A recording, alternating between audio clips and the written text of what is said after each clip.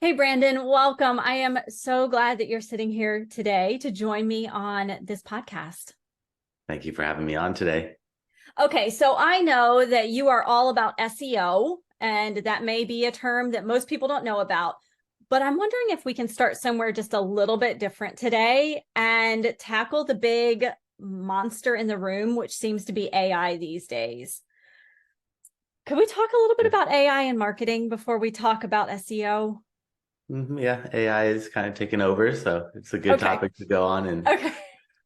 I don't know about you, but when I'm talking with clients and with new entrepreneurs and solopreneurs who are established, what I'm seeing is they're saying, great, I'm going to use AI to do all of this marketing stuff for me.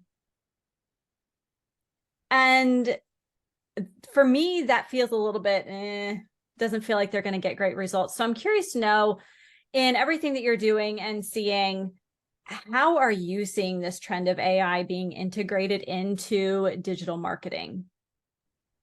yeah, And no, and AI even what are is your thoughts on it? I'm curious. AI is good. It's helpful. It's like a tool, Mhm. but you can't just rely on it for whatever it puts out because it's not 100% accurate. I mean, the more people that use it, the more accurate it's going to become. So maybe like 5 years from now, it'll be perfect where you just copy whatever it says and implement it. But I would just use it as kind of like a reference and a starting point and a guide to help you out, but not just rely on it to just write you a blog post or write you an article, which it can do all that stuff, but is it all accurate? And Google said they don't care who writes the content a few months ago. So in the past, they didn't want AI or bots to write content, but now they can't tell the difference. So Google said, as long as it offers value, that's number one. So whenever you put out content, making sure it provides value to the reader, meaning it's accurate and provides information that's going to be beneficial to them, not just throwing out stuff that doesn't know. Because if AI doesn't know the answer, it does what are called AI hallucinations and it just makes it up and it doesn't tell you that it's making it up, which I feel like it should tell you it's making it up if it's making it up. That way you Should. don't just rely on it. But that is one thing where it's a little strange, but it is great. It does save a lot of time and it's good for like writing like outlines or getting ideas for topics of like if you're stuck on a blog post topic, throw it in there and be like, hey, can you give me 20 different ideas on blog post topics about this keyword with this audience and targeting this group? So getting a little bit more detailed with your prompts and that gets pretty good responses out of it. Okay. So you said some really important things in there that I picked up on. One of them is it's a tool. It's not a replacement for all of your marketing and SEO and all of this kind of effort that you need to make. It's just a tool. And you can't necessarily trust everything it puts out. So you need to make sure that you are, your reputation's behind whatever you put out. So you've got to double check it. And the other thing I heard in there is that you can use it as an idea generator. But maybe don't let it write your whole blog post for you. Is that what I'm picking up on? Just Yeah, not yet. ideas. Yeah, it's good for starting points and it's good for coming up with outlines and things like that. But then you got to go in, manually edit it, make sure the outline makes sense. Yeah. It has all the points that you want to talk about because it's still going to put a bunch of things in there that are not relevant. And you're just like, I need to cut all this out. But it does help save some time with that stuff. And it is fun to play with. So I would check it out. There's ChatGPT, which is made by Bing, but there's also Bard, which is made by Google. So if you're doing SEO, I'd probably go for the Google Bard one, because it also has more up-to-date timeliness where I think ChatGPT stops at 2022 or it doesn't have what's going on currently, whereas Bard will tell you everything and it's free. You don't have to pay for the upgraded version or anything like that. So if you're writing content, you're like, hey, give me some blog post topics. Bard is probably better because it's made by Google and it'll give you topics that Google thinks would be better, hopefully. So play around with both of them. They're going to give you different outputs, but it is interesting to see. I mean, there's so many different ones out there, but Google has one. And for doing SEO, let's use Google's tools. Okay, let's talk SEO then. First of all, define SEO. What does that mean? Because I know what it is, but I know that not all of my listeners might know what SEO means. So SEO is search engine optimization. And that means optimizing websites for search engines. It really just means ranking websites on Google. Google pretty much runs the show nowadays. And when you search on Google, there's ads at the top. Those are all paid ads where these websites, anytime you click on them, they're paying Google per click, a couple cents per click, could be a couple dollars per click, could be a couple $100 for just one click. So it gets quite expensive. they work as long as you're making more than you're putting in, getting a positive return on ad spend. So ads aren't bad as long as you're making more than you're putting in, but right below the ads are the organic, the free listings. And that's what SEO is all about, is getting your website in those. There's 10 spots on that first page of Google. Okay. And it's not just websites nowadays. When you search on Google, images appear, videos appear. If you're a local business, a map will appear. If you're e-commerce, products will appear there. Best practice is optimize for all that. So if all your images on your website, you want to optimize those by naming them with descriptive words. Instead of just naming it like image001.jpg, name it with descriptive words. The videos, Google owns YouTube. So when you search on Google, they're going to really push that YouTube. They're not going to really promote Facebook or Vimeo or TikTok videos. You'll see them every once in a while, but YouTube is owned by Google. And I recommend everyone get a presence on YouTube sooner than later, because everything is shifting to visual content, like video. People want video content. So if you could have that presence there, it's just more free real estate that you're taking up on that first page of Google. And that's really what SEO is all about, is getting you that free traffic on Google. Okay. So one thing I heard in there that I love, because I'm big on accessibility. And so just naming your pictures appropriately is nice. Just go ahead and do it anyway.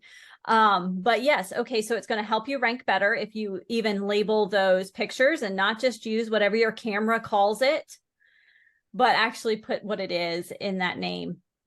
Okay, so if we're thinking about SEO, we want to rank, ideally on that first page. As solopreneurs just getting started, you're probably not going to be on that first page. It takes time, but the goal can be page 1, first 10. What do you need to do to get there? What kinds of things do we need to think about in building that web presence, building, whether it's YouTube, building a website? You brought up blog posts earlier. What kinds of things do we need to keep in mind? It's not really one size fits all. For every website is going to be different, but there are some standard things that most websites need, which content is such a big one. So adding, text. Google can't really read images or videos or audio yet. They're getting better, but they rely heavily on text. And the more text you have on not just your homepage, but every page on your website should have some text on it. That's going to help the search engines read, understand, and know what that page is about. That's one thing, without getting too technical in the coding, that anyone could just add more text or start blogging on your website. A blog is just another way to add more text to your website, add more pages, because the more pages you have, the more keywords you could target. Each page can only target about like 3 to 5 keywords, and then it kind of loses relevancy. So the more pages you have, the more keywords you're able to optimize for. And the more text you put on each page, the easier it is for the search engines to read and know what keywords you're properly targeting. Okay, so it's not just about writing more. It has to be targeting the right keywords. How do you find that? You can do keyword research using a bunch of different tools out there. What's one of your favorite ones to use? There's free and they're paid ones. I like the free ones because Google owns the free ones, and anything Google gives you, I would use that, because it's going to pull the data, hopefully from Google. They're going to give you what they want you to see. They're not going to give you the full story, but it gives you a lot of information where you just put one keyword in this tool. It's called the Google Keyword Planner. And you don't have to make a big list. I would recommend making a big list if possible and throwing them all in there, and then getting recommendations, because the tool will recommend hundreds, sometimes thousands of other keywords just based off a couple keywords. So you can see synonyms and plurals, and it'll show you how many people search for that keyword every single month.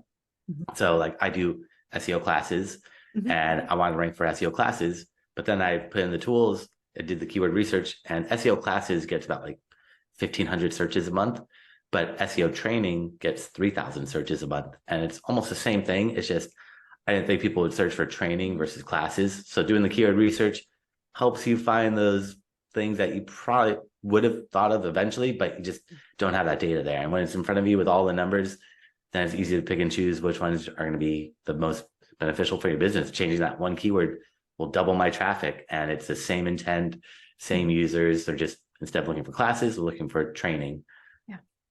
Their inclination was to type in training in that Google search instead of classes. So I love that idea. I think a lot of times as creators, we get stuck in our own language and how we call things, the terms we use, and it might just be a little off of what your clients are actually saying.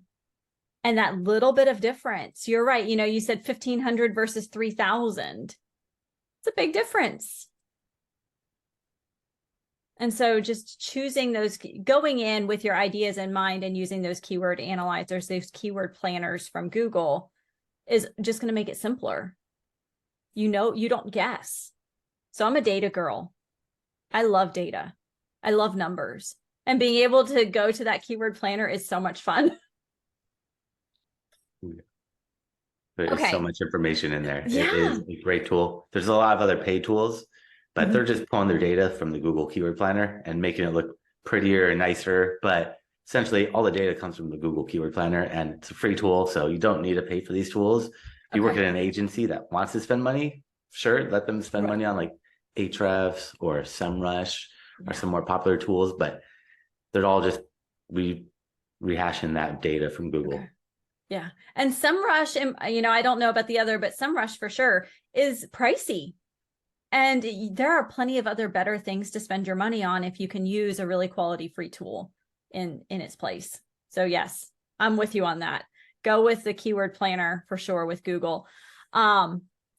Okay. So it's about being able to really build your presence, getting you to move toward page one content is really about getting more stuff out and making sure that you're using the keywords in that content. Now, I'm curious about, because I had someone ask me this the other day, they're thinking about blog posts and they're thinking keywords and all of that, but it came down to, is there a certain number of words I need to have in order for it to look better to Google? It's really, well, a lot of people say write 400 words or write 800 words, but it's really dependent on how much text needs to be there to solve the problem or whatever you're writing about. Okay. So for example, if you're just writing about like how to tie your shoes, probably only need to put a couple hundred words max. You don't need to go really in depth, but if you're writing about like how to change your car's engine out, you could probably write thousands of words about it. Okay. So it's really just depending on what other or how much text needs to be there. And a good way to figure that out is search for your keywords in Google and then open up any of these websites on that first page of Google and see how much text they're all using. Because if they're on that first page of Google, they're doing something right. And they've cracked the code. Yep. Spy on your competition. That's with SEO. Look at your competitors because everything is out there if you just look in the right places. So open up all the websites that are not doing paid ads, but the organic, the free ones, and kind of average out how much text they're using. And that will let you know how much text you probably need to write for your article. So if everyone's writing 1,000 words, probably write 1,000, maybe 1,100 words. So you're doing a little bit more, but you don't have to go crazy and write 2,000 or 5,000 because it's not necessary. And Google actually says, if you're writing too much content, we don't want it if it's not helping solve the problem. So don't go overboard, but just write that perfect amount. It makes me think, you know, this one's too hot, this one's too cold, this one's just right. It's getting that just right.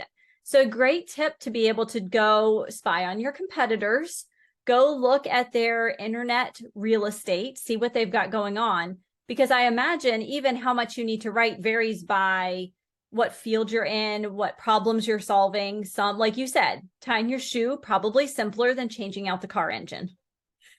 And so getting that kind of average based on your unique niche is going to be helpful. I love that. That's so much more helpful than, well, you need to have 1,000 words, but then if your whole industry writes 2,000, you're 1,000 words behind every single time you post. It's just not the standard.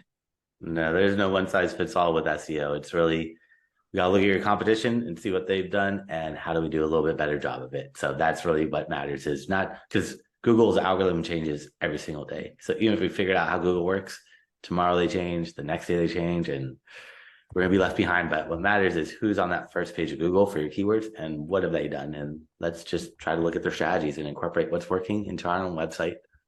Okay. Now, if if you are thinking about content, if you're thinking about things like, websites are big. A lot of times they have signups for email lists. They have signups for master classes or trainings or webinars or something. Do you need to be concerned with SEO on every single thing you put on your website? Or is it, hey, let's hit the big stuff and not worry quite as much about maybe the things that are a little bit smaller?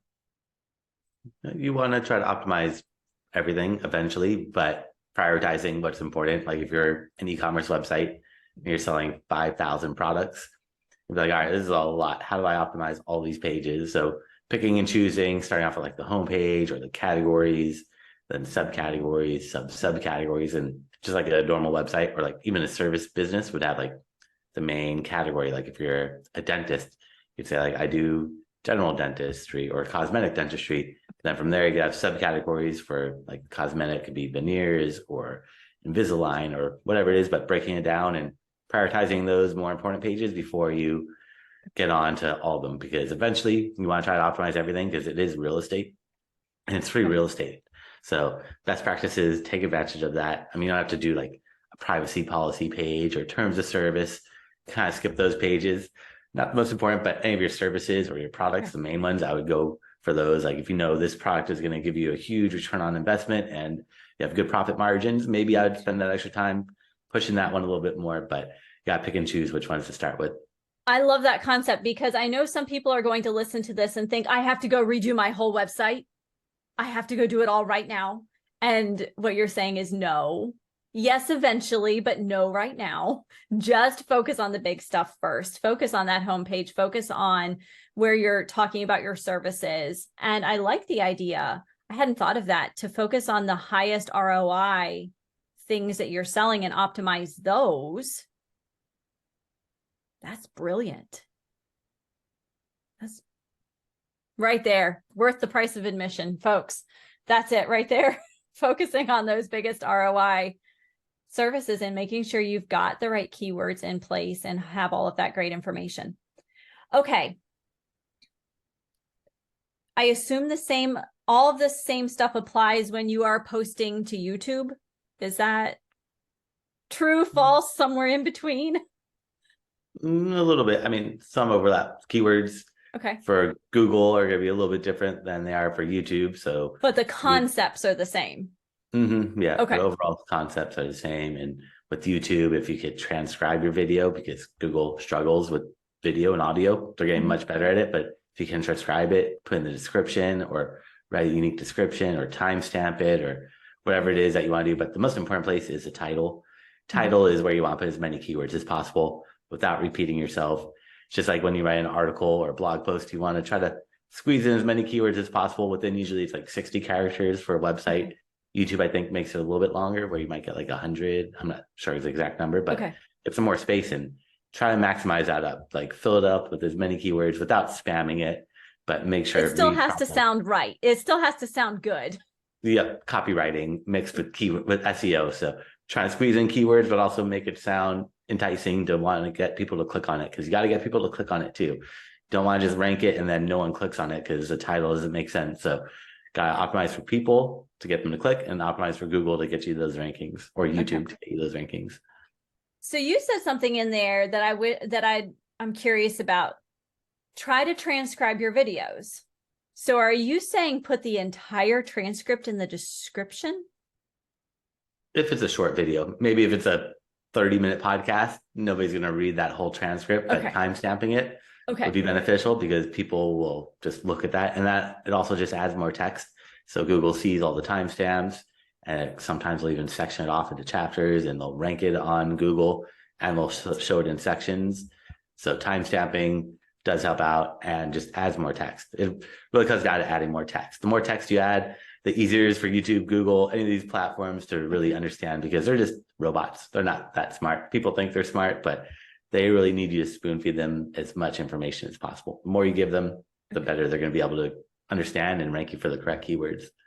Okay. So I will admit to this. Sometimes when I go to YouTube and I go to write the description, I think, fantastic, I can do this really fast. 2 sentences, all good, done. And now I'm listening and I know in my mind and my heart that this is not the best approach. But hearing you now, I'm thinking, okay, maybe I should spend a little more time, use a little more of the real estate YouTube so generously gives us in those descriptions. You know, they're longer than an Instagram post or whatever. You have more space. Use it. Use it wisely. Use it wisely. Yeah. Don't spam. No, don't spam. Please use it wisely. But don't spam. Good content in there, but they give you a lot of space. They give you a ton of space. So you could write a whole essay if you wanted in there. You don't need to, but throw in some extras because you spent all this time making the video. Right. Spend an extra 5 minutes just writing a description because creating the video is probably much tougher than writing a 5-minute description. Yes. So do you have a favorite tool since kind of keywords shift a little bit maybe in YouTube and all of that? Do you have a favorite tool for YouTube? I still like to search on YouTube or whatever platform. So the main way I usually do it is I'll search on Google or I'll search on YouTube or whatever platform if I'm trying to rank on Amazon or Yelp and look at the organic results and look at the titles. So the title of that page, it's usually, well, when you're searching Google, the blue clickable link. On Amazon, it'd be like the product title name. On YouTube, it'll be the video title. And that's so I can see what keywords people are using. So I could get ideas based off that and see like, okay, if I want to rank for like tennis shoes, but everyone else is putting shoes for tennis, then I'm like, okay, maybe I should use shoes for tennis, even though that's not what I would think. But then I still double check using the tools to see how many people actually search for these keywords, like the Google Keyword Planner. I have Ahrefs. It's a tool that is more for SEO, looking at backlinks, but does keyword research, and you could specify, I want to do keyword research for YouTube or Amazon. So it kind of tailors it that way. So, but like you mentioned earlier, these tools are expensive. They're like $100 and something a month. So they're not the cheapest. If you are just a small business, maybe just buy it for 1 month, do all your keyword research, do all your whatever competitive analysis you need to do, then cancel it. And then you'll save that money. I've done that. Buy it for a month. But if you're going to do something like that, go in with a plan. Know that and put it on your calendar to cancel so that you do not forget. That's the worst. Getting that next monthly charge and thinking, oh, shoot, that was not supposed to happen. So go in with a plan. If you want to use one of these paid tools that's more pricey, have a plan, implement the plan, get the information you need, and then exit. Okay. Now, what techniques, especially right now with SEO, are you seeing that are making the biggest difference in ranking, in just presence, whatever makes sense? You're the expert here on this. So tell me what's really working right now. What's making a difference? I mean, it always comes down to these backlinks, which I kind of touched on a little bit earlier. Where backlinks are clickable links from other websites that point to yours. So let's say you're reading an article in the LAtimes.com and there it says Brandon Liebowitz, and you click on that and it goes to my website. I'd be getting a backlink from the LAtimes.com. And the more websites that link out to you, the more popular or trustworthy Google sees you as. And then they look at those keywords on your website, but it doesn't work the other way around. You could build a perfectly optimized website, put keywords all over it, blog on it all the time. But if you don't have any backlinks, Google's not going to trust you, and they're not going to rank a website that they don't trust. And backlinks are how Google's algorithm started. And that's how they became popular, is they rank websites based off backlinks, and still heavily based off backlinks to this day. It's changed a lot how they look at them, but backlinks are very, very important for ranking, and got to get these other websites to link out to you. And that's where a tool like Ahrefs that I mentioned earlier is a tool that you could just throw any website URL in there and it'll show you every backlink that website is getting. So we want to look at your competitors, search on Google for your competition, see who's on that first page of Google, and throw them into these tools like Ahrefs, or Moz is another popular one. Yes. And it'll show you all their backlinks. And then one by one, you can start looking through and figure out how do you get on those?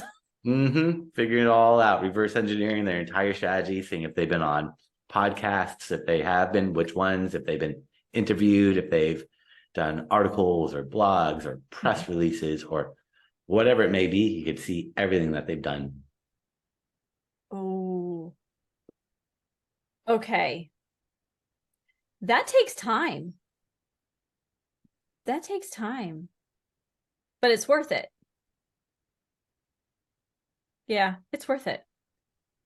So now if you had to rank things,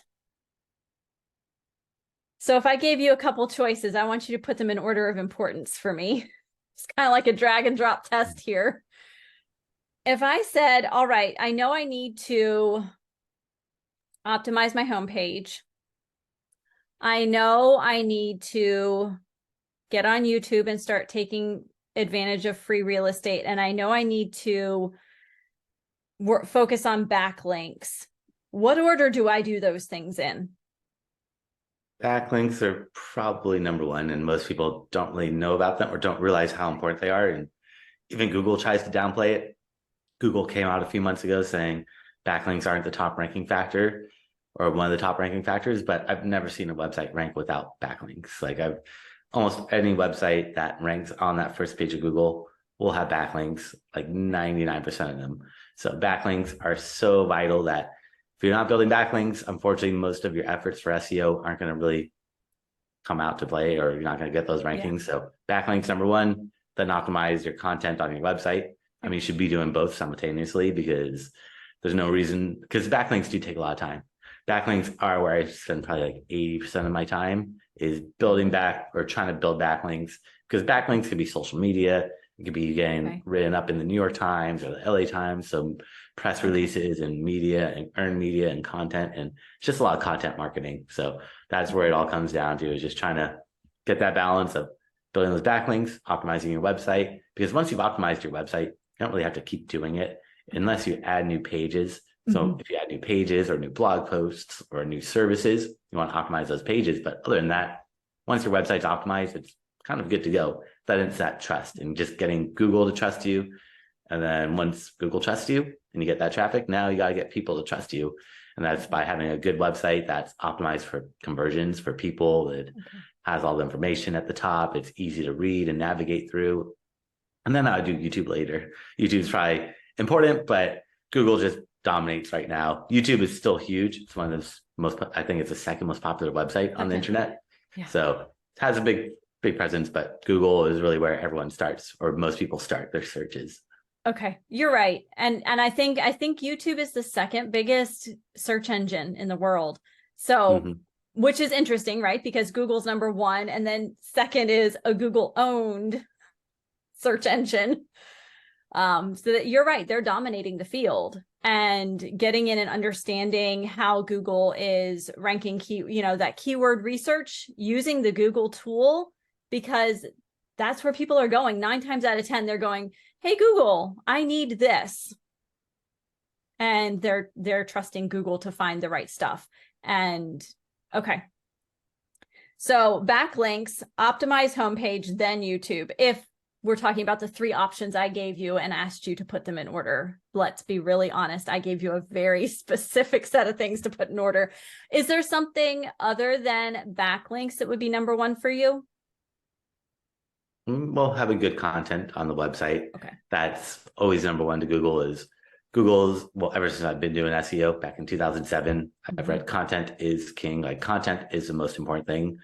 And content really comes down to text. So that's number 1, is you got to have good content, because you can build all these backlinks and get Google to trust you. But then if your content is just horribly written, or it's duplicate content, or it's published on other websites, Google's not going to want to rank it. So both are very important, but Google always puts a big emphasis on good quality content. And even with like the AI, all these changes, there's like, all right, we don't care who writes the content, as long as it's accurate, it offers value, and it's not just full of incorrect information, because we don't want to just put out misinformation, especially with like health and money related websites. That's where they're extra cautious, especially like what happened with like the pandemic. They don't want to just put out stuff that what's real, what's not real, and it gets tricky, and Google's just a robot. So how are they able to differentiate what's true and what's not true without really having a lot of trust signals? So good trust signals and good content. It's called EAT. So right now Google's focused on, well, EEAT, experience, expertise, authoritativeness, and trust. And that's what they're looking for in a website, is what experience do you have in this industry?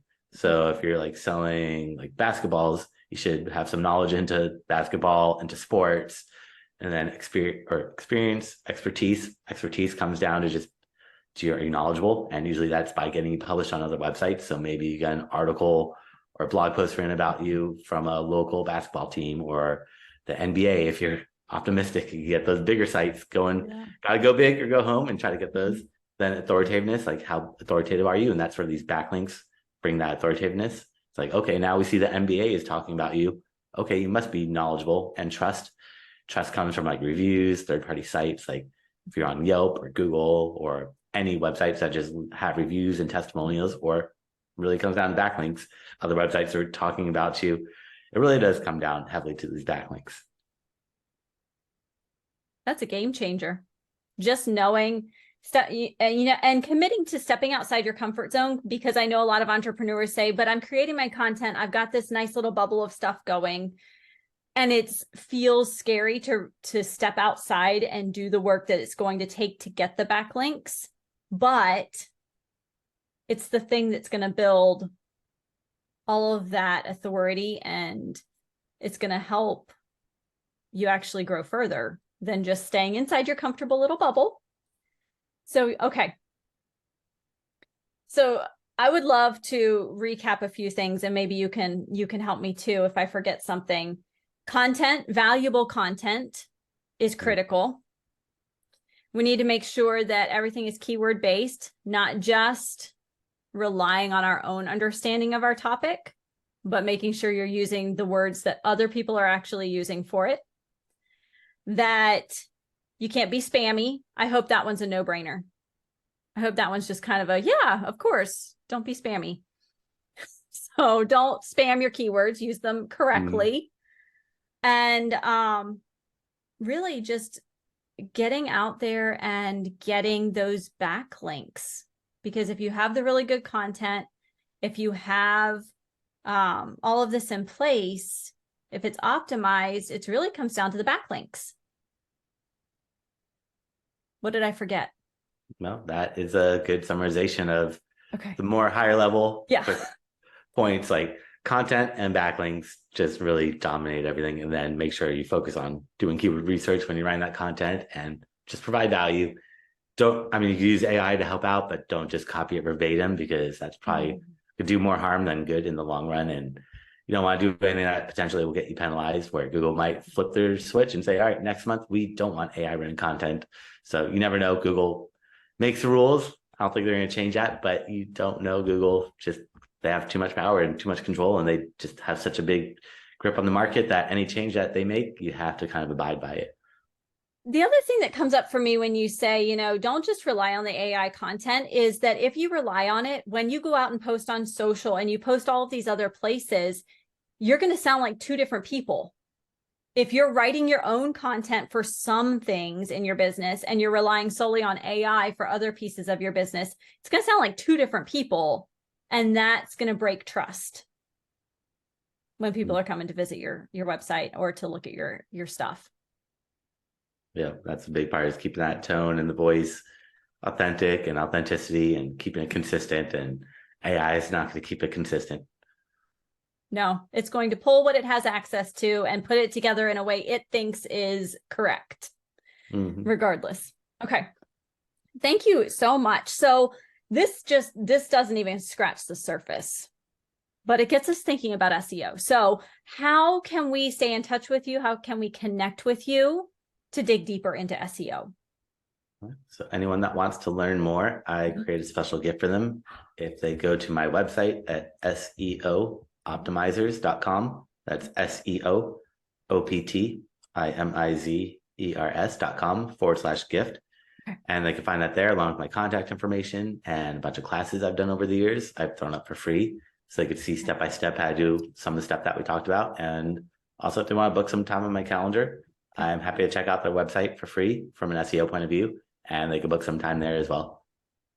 Brandon, that's amazing. And I'm going to link that in the show notes, so no one has to actually type it out. I promise you, I will link it and you can just hit click and go for it. That's so generous. I appreciate all of you all of your time, your wisdom, the information that you shared with us today, and the gift that you put together for our listeners. I know they are going to appreciate it as well. So thank you so much. Thanks for having me on today. I appreciate it.